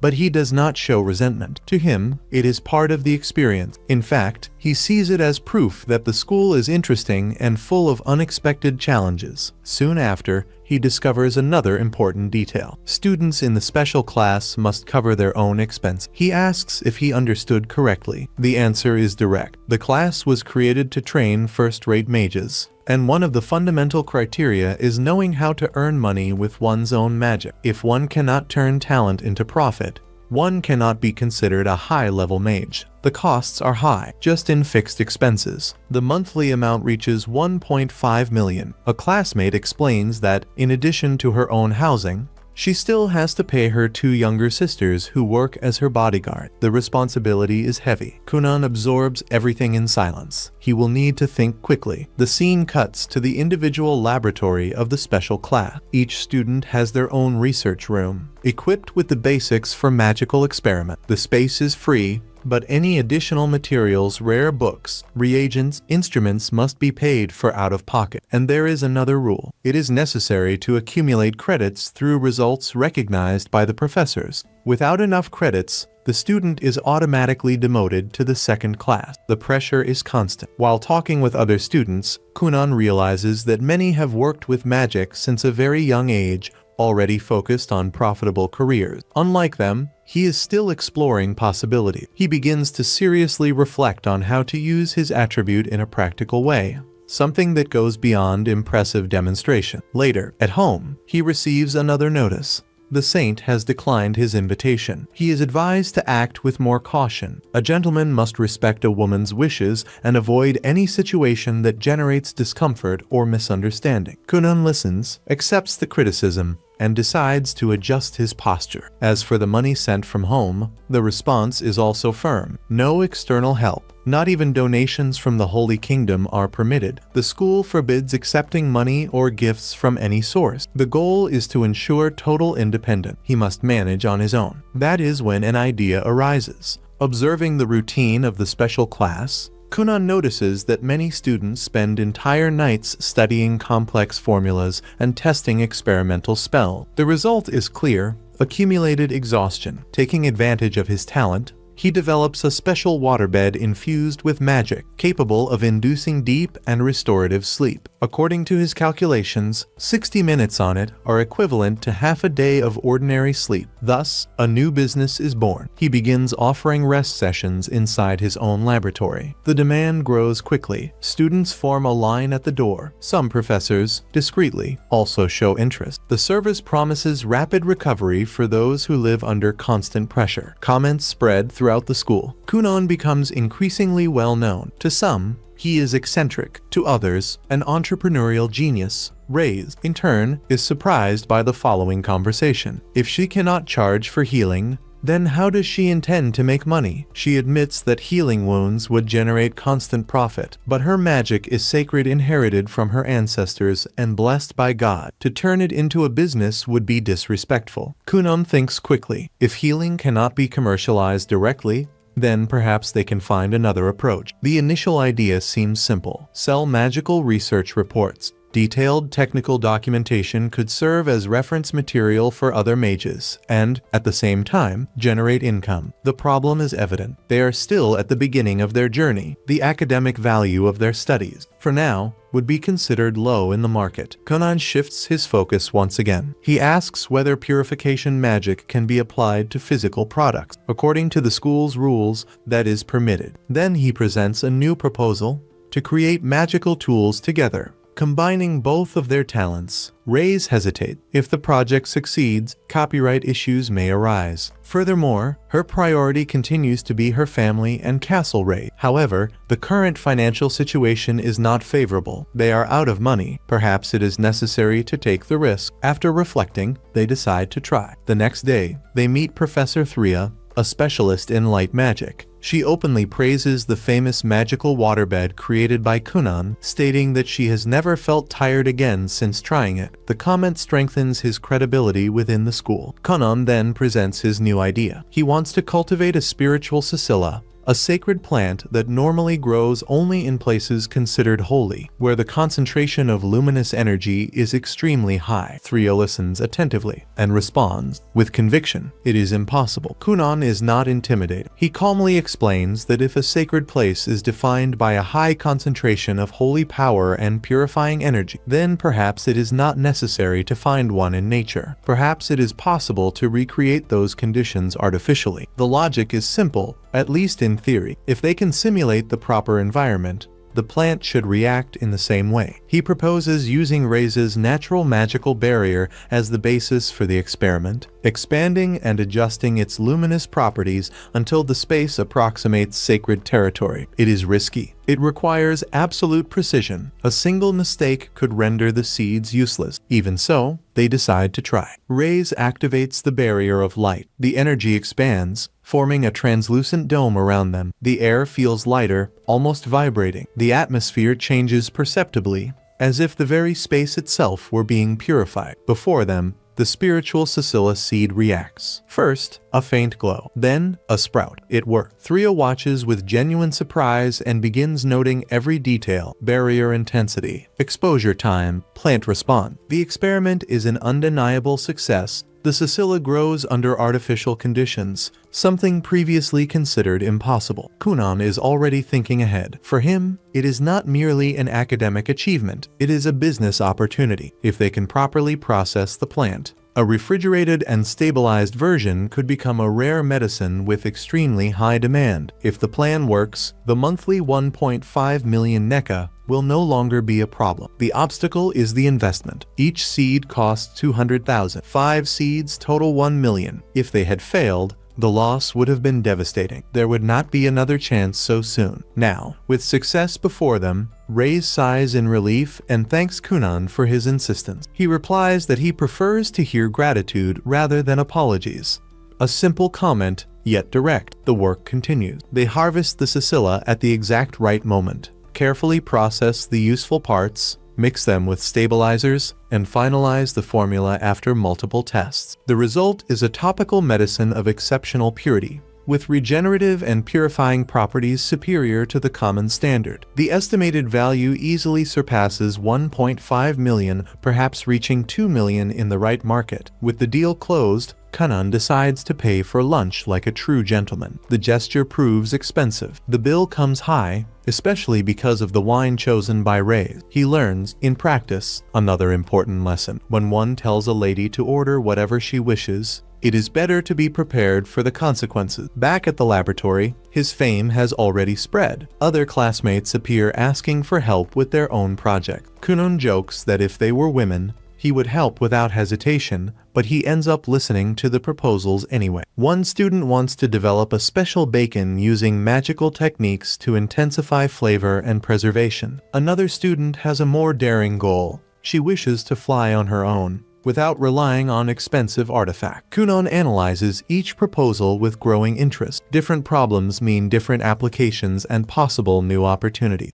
The story returns to Kunon, who talks with Hangorilla to reassure him about a work proposal. He guarantees that he will pay for the service and says that it is better to work on that than to remain doing nothing. After some time, he manages to convince the group to accept the idea. Next, Kunon talks with Sophie Siffy about a new product she created, a giant hairless rat made so that people can hug it while sleeping. The idea came from the fact that some people have difficulty sleeping when the pillow is different from the usual one, even when using special beds. Kunon thinks it is worth testing the product, but Sophie comments that she fears becoming obsessed with it if she begins using it. Despite the curiosity of some people, there is still a certain hesitation about trying it. After Kunon leaves, Seifi comments to Sophie that everything seems to be working well. They are impressed by how quickly Kunon created an efficient system to earn money. Seifi also observes that Reyes is doing well, and that Hangorilla has already started his experiments based on Kunon's advice. Since 1 month has already passed since their registration in that place, Sophie believes that it might no longer be necessary to supervise Kunon so closely. However, they also suspect that the Academy factions might start acting soon. Right after that comment, 3 girls who had appeared before enter looking for Kunon. When they discover that he has just left, they go away. Sophie and Seifi immediately understand what this means. The factions have already started moving, and Kunon seems to be the target. Meanwhile, Kunon presents his new product to the customers, promoting the giant rat as a comfortable companion for sleeping. Many students decide to test his services, choosing sessions of 60 or even 90 minutes, and the business continues going well. Later, Kunon leaves to check other areas of the school and brings bacon for Hank. When he arrives, he finds Hank frustrated because he burned the bacon again. Kunon discreetly puts out the fire using magic. Hank explains that he wants to learn how to prepare bacon properly, and Kunon comments that the traditional method involves slowly smoking it while keeping the temperature constant. Hank admits that controlling the heat for that long is difficult. Rhea tries to learn wind magic to fly, but she loses control and is launched into the air. Kunon saves her by creating a water mattress and explains that she needs to master floating before trying to fly higher. At lunch, Kunon asks the cook to prepare sandwiches with Hank's bacon to avoid waste. Rhea participates to save money and Reyes also joins, but the result becomes terrible, leaving Hank embarrassed. After that, many students form a line to use Kunon's sleep service. Among them are 3 girls from different factions who came to recruit him, but they end up getting distracted by the giant hairless rat and fall asleep on the waterbeds, forgetting the mission. Meanwhile, Hank continues trying to improve the bacon using fire magic, but he still fails to control the temperature. Seifi explains to Reyes that mages also need to learn how to use their abilities to earn money and deal with the real world. During lunch, the group talks about the 3 main factions of the Academy: ability, harmony, and rationality. At the faction headquarters, the leaders discover that the recruitment failed and decide to personally go talk with Kunon. On the way, Bale, Shilto, and Lulu meet each other and begin fighting among themselves to decide who will have priority. Each one argues that Kunon should join their faction. While the battle intensifies in the distance, Kunon only hears the explosions and thinks they are common magical experiments. Inspired by a conversation with him, Hank begins using creativity with fire magic, experimenting with colors, aromas, and flavors. Because of that, he finally manages to prepare much better bacon, even creating versions with different meats and selling the excess to the school cafeteria. During the conversation, Rhea says that she managed to fly, even if only for short distances. Kunon suggests that when she completely masters the ability, she could create an aerial delivery service, turning her magic into a business. Rhea then reveals that she received invitations from the Rationality and Harmony factions, while Reyes was invited by the Ability faction. Kunon notices something curious: he still has not received any invitation. Rhea explains that the situation is different. In fact, the factions are competing among themselves to decide who will have the right to speak with him first. Meanwhile, the battle between the representatives finally ends. Bale, from the Ability faction, wins the initial confrontation and secures the right to negotiate with Kunon first. The Harmony faction will speak next, and Rationality last. Even so, Lulu comments that the order does not guarantee victory, because in the end, the decision will always belong to Kunon. As the winner, Bale immediately sends a popular member of the Ability faction to carry out the recruitment. According to him, there is a specific strategy to convince Kunon to exploit what they believe to be his only weakness.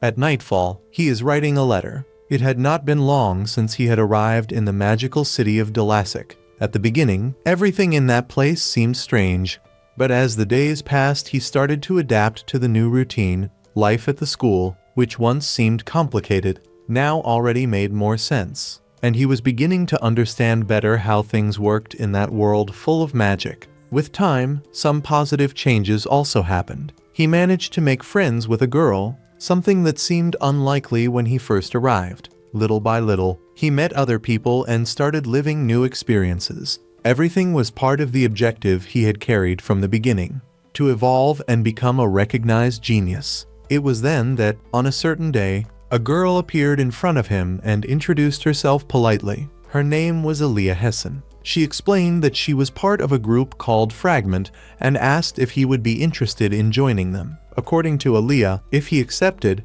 he would be welcome. When Non observes Aliyah carefully, he becomes impressed by her appearance. In his hometown, he had never seen someone so beautiful. Her presence draws attention immediately, and that ends up making Non a little excited. Even so, he responds in a direct way.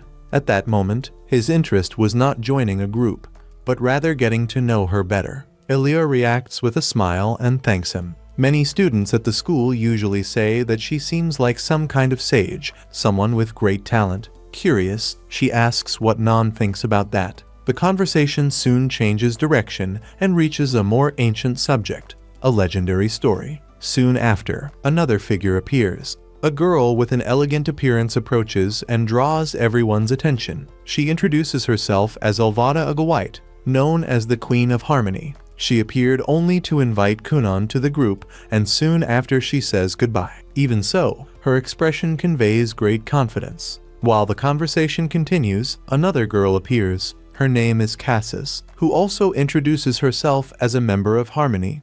She directly asks if Non has interest in joining the group. Just like the others, her presence also draws attention. Some people around comment on how beautiful she is. Once again, they ask if he intends to join Harmony, but Non calmly answers that he does not intend to join the group at that moment. Soon after, Ria decides to end that conversation. Some people still try to stop Non from leaving immediately. They say that maybe that choice does not suit him. Others suggest that the path of balance might be a better option. Even so, Non keeps reflecting about everything that happened. For him, the city of Dalasic continues to be a truly impressive place. Shortly after, another person appears to greet him. They talk quickly and comment about the different fields of study available. Non reveals that he intends to try several of them at the same time. Some become surprised by that decision. In the middle of the conversation, some begin to laugh at the situation and raise a toast to success. During the conversation, Ria ends up receiving many compliments. Some say that she is the most beautiful among all the members of the group. The atmosphere begins to fill with comments like that, until Beale intervenes and asks them to stop that. Even so, the environment continues lively. At that moment, Lulu appears with an irritated expression. She asks if there is some kind of problem happening there. Soon after, she makes it clear that she did not come to cause trouble. She only wants to confirm information she heard. A discussion begins among the students. Some say that it is absurd, while others claim that the rumor might be true. Realizing that the situation is getting out of control, Cassis asks for silence. Aliyah then apologizes for the behavior of her classmates and explains that some of them simply speak too directly. Without hesitation, Lulu reveals the reason for her visit. She heard a rumor and wants to know if it is true. According to the story circulating around the school, Non decided to enter 3 different fields of study at the same time. As soon as they hear that, everyone becomes surprised. Some say they have never seen something like that before. Others ask if he is serious or if everything is just a big joke. In another place, Kunon appears sleeping peacefully with a calm expression as if nothing in the world could bother him at that moment. The scene shifts to Mirika, who is in the middle of a battle against a dangerous monster. The people around her shout for her to retreat immediately. Even while hearing the warnings, she knows that she cannot simply run away. If she abandons the fight now, the creature will move forward and will probably attack the village located nearby. Determined to stop that from happening, Mirika continues facing the enemy. However, in the middle of the fight, something goes wrong. In a quick movement, the monster manages to disarm her. Without her weapon, the situation becomes extremely dangerous. When the creature is about to finish her off, someone appears at the last moment. Lyle shows up and intervenes before it is too late, saving his own sister. After the fight, he acknowledges Mirika's courage for facing the monster alone. Even so, she knows that she still needs to improve a lot to become truly strong. Later, when she returns home, Mirika receives important news. The result from the High Nobility Academy has finally arrived. Along with the announcement, she also receives something unexpected, a letter sent by Kunon. As soon as she realizes who the letter is from, Mirika becomes visibly excited. The simple fact that Kunon remembered her and sent a message already makes her happy. When she begins reading it, she discovers that Kunon has been busy doing many things, including preparing bacon. The situation seems amusing at first, but one part of the letter draws even more attention. Kunon mentions that he has made some female friends. When she reads that, Mirika cannot avoid feeling a small sense of discomfort. Meanwhile, Kunon appears again, now sitting and calmly eating a snack. During the meal, his maid approaches and asks if he has already made a record of the money he earned recently. Kunon replies that yes, he did the count. The problem is that he ended up forgetting where he placed the record. Upon hearing that, the maid asks him to clean the room as soon as possible. If he organizes everything, he will probably find what he is looking for. Kunon then begins organizing his things. Even while trying to put everything in order, he realizes that he is not very good when it comes to organization. After finishing, he leaves the house. Along the way, several people greet him. Kunon is quite well known and many people like him because of his lively and friendly personality. When he finally arrives at the school, the first thing he asks about is the bacon they had prepared. He wants to know if everyone is already eating it. One of his friends replies that the bacon was made that same morning. Kunon seems satisfied with the answer, but soon he notices that something is happening. His friend then asks him to wait a moment before doing anything. The reason is simple. People from several organizations are looking for him. At that moment, someone shouts that they have already found Kunon. Without wasting time, one person asks him to come along. The representative of the school is waiting. When they arrive at the place, Kunon is welcomed by someone who speaks in an extremely dramatic way, comparing his presence to the brightness of the sun. The situation leaves Kunon a little speechless, but the meeting continues. Soon after, the bacon prepared by hand becomes the topic again. Someone offers the food saying that it is a new recipe. Some accept to try it, while others prefer to refuse. The conversation changes again, this time to the quality of the food served at the school. Some complain about the lunch, saying that the food usually has too much salt. Others explain that the real problem is the distance from the sea. Since the city is far from the coast, getting fresh fish becomes difficult. Someone comments that in other regions, some mages bring special foods for the students. Otherwise, it would be complicated to maintain a good diet. That makes everyone reflect for a moment. Perhaps there is some solution recorded in books or old reports. If they find any useful information, maybe they will be able to improve the school meals. But before the discussion continues, someone calls Kunon urgently. He responds enthusiastically and says that he will help. He even comments, in a very direct way,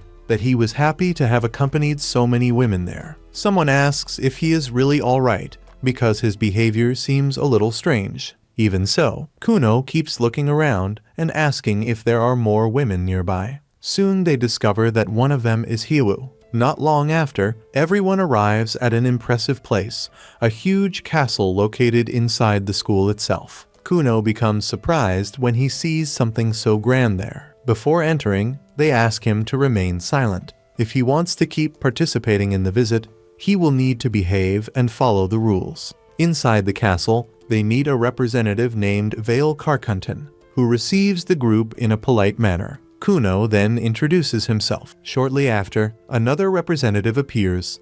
His name is Ludimeth. His presence immediately draws attention, because he seems to have a kind of black tree connected to his appearance, something many people have never seen before. Next, another representative appears named Shiroto. He says that he was interested in meeting Kunon and asks for a little time to talk with him. Kunon is surprised, but he agrees. Meanwhile, someone comments that that entire situation happened because of him. After all, Kunon ended up getting involved in a confrontation against 3 opponents at the same time. The conversation continues until another person appears. His name is Junives, but he asks to be called only Junive. He introduces himself politely and begins observing Kunon very carefully. Some people around start discussing, trying to understand exactly who he is. A human? Or something different? They ask him which faction he decides to join. After a brief moment of tension, he chooses all three. Everyone becomes surprised and does not understand the reason. And that is how episode 12 ends.